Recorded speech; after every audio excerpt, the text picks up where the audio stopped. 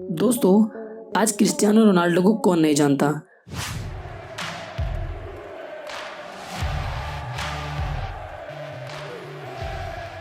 लेकिन क्या आप जानते हैं कि रोनाल्डो को इस दुनिया में आने से पहले ही लड़ने पड़ी थी मौत की लड़ाई। तो क्या आपको जानकर हैरानी होगी कि उनकी खुद की मां उन्हें मार देना चाहती थी। और इतना ही नहीं, आज दुनिया के सबसे बड़े फुटबॉलर में से रोनाल्डो इकलौते ऐसे फुटबॉलर हैं जिन्होंने सबसे पहले $1 बिलियन यानी कि 7500 करोड़ से भी ज्यादा कमाई कर ली है। और उनके पास इतनी कारें हैं कि जिनकी गिनती उन्हें खुद तक याद नहीं।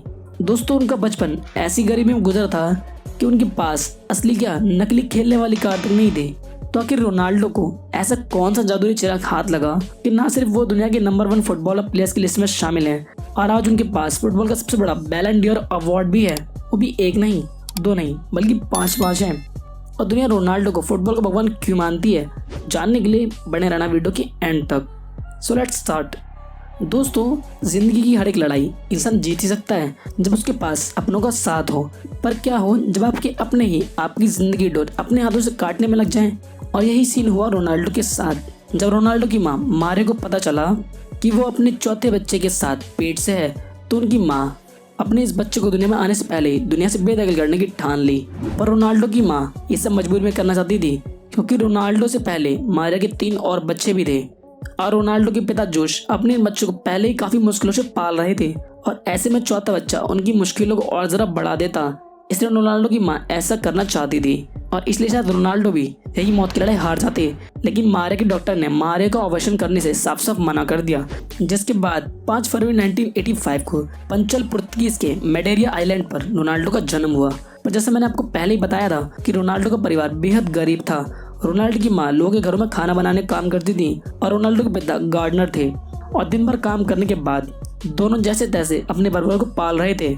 रोनाल्डो का घर इतना छोटा था कि वो अपने बड़े भाई और अपनी 2 बहन के साथ एक ही कमरे में रहते थे। रोनाल्डो और उसके भाई बहन के पास कोई खिलौने भी नहीं थे। बस रोनाल्डो की लाइफ में एक ही चीज से मुस्कान आती थी, और वो था बस फुटबॉल गेम, जिसे खेलते खेलते रोनाल्डो अपनी लाइफ में मुस्कुराना सीखते थे। लेकिन तब रोनाल्डो को ये पता नहीं था कि फुटबॉल गेम के लिए यही प्यार उनकी जिंदगी बदल देगा। और इस बदलाव की शुरुआत हुई उनके बचपन से, जब रोनाल्डो सिर्फ 7 साल की उम्र में एंडोरिना की यूथ टीम के साथ खेले थे। वहीं रोनाल्डो के पिता इस यूथ क्लब में एक टीम किटमैन का काम किया करते थे, जिसकी वजह से बाकी प्लेयर्स रोनाल्डो का मजाक उड़ाते थे। पर रोनाल्डो ने उनकी मजाक को कभी अपने करियर के बीच नहीं आने दिया, और रोनाल्डो ने उनके तानों को अपने करियर में और आगे जाने के लिए उनका रीजन बना लिया। और तभी रोनाल्डो ने फुटबॉल गेम को दुगनी मेहनत के साथ खेलना शुरू कर दिया।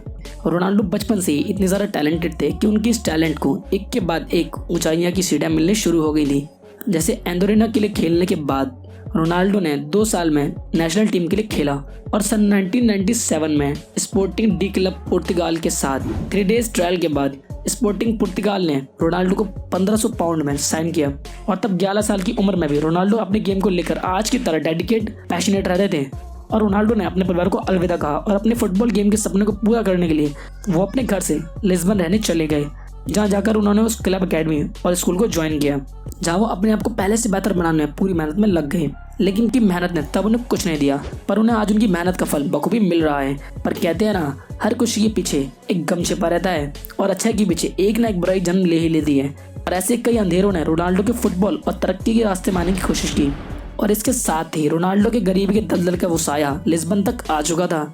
और मेडेयर से रोनाल्डो की भाषा लिस्बन के लोगों से बेहद अलग थी, जिसकी वजह से जब भी वो कुछ बोलना चाहते थे तो सब उनका मजाक उड़ाने लगते थे, जिसके चलते रोनाल्डो लिस्बन के बच्चों से बात नहीं कर पाते थे। पर इसी कारण रोनाल्डो टीचर और स्टूडेंट के बीच बेकार ही थे, जिसके चलते रोनाल्डो की काफी इंसल्ट होती थी। लेकिन ये सब चुपचाप सहने वाले रोनाल्डो के सब्र का बांध तब टूट गया जब रोनाल्डो के टीचर ने रोनाल्डो की गरीबी का मजाक उड़ाते हुए उन्हें और उनके परिवार को बहुत बुरा भला बोला। और रोनाल्डो को उसने यहाँ तक कहा कि रोनाल्डो अपनी जिंदगी में कुछ नहीं कर पाएंगे।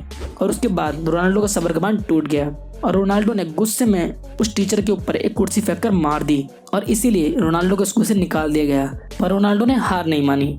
रोनाल्डो उस वक्त जब 14 साल के थे, तब उन्होंने अपनी माँ को बोला कि वो दोबारा कभी किसी और दूसरे स्कूल में नहीं जाएंगे।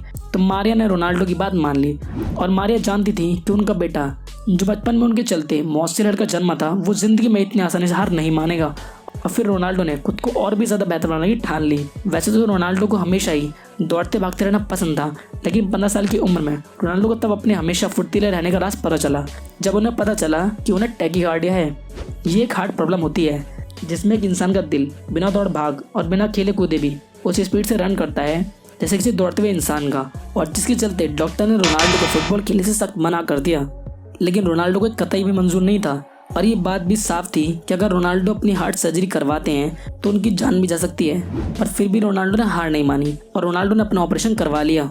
और रोनाल्डो की हिम्मत को देखकर भगवान को भी उन पर दया आ गई। तभी तो इतने जानलेवा ऑपरेशन के बाद भी रोनाल्डो जीतकर बाहर आए और कुछ टाइम बाद ही उन्हें हॉस्पिटल से डिस्चार्ज मिल गया। और अगले कुछ ही पलों में रोनाल्डो अपनी प्रैक्टिस में लग गए और फुटबॉल गेम में अपनी पूरी मेहनत जुटा दी। रोनाल्डो को अपनी इस हार्ट सर्जरी के बाद मानो एक नया जन्म सा मिल गया था और उन्हें एक नई शुरुआत मिली। पर ये नई शुरुआत अकेले नहीं आई थी। इस शुरुआत के साथ रोनाल्डो को सफलता की वो सीढ़ी मिली जिसकी वजह से वो आज फुटबॉल के बादशाह के तख्त पर बैठे हैं। और उसके बाद रोनाल्डो एक के बाद एक नया गेम खेलते गए। ये थी पूरी कहानी। सो दोस्तों, आपको रोनाल्डो की लाइफ की सक्सेसफुल स्टोरी कैसी लगी मुझे नीचे कमेंट में ज़रूर बताना। और वीडियो पसंद आए तो वीडियो को लाइक कर देना, चैनल को लाइक से सब्सक्राइब जरूर कर लेना। मिलते हैं नेक्स्ट वीडियो में। Thanks for watching.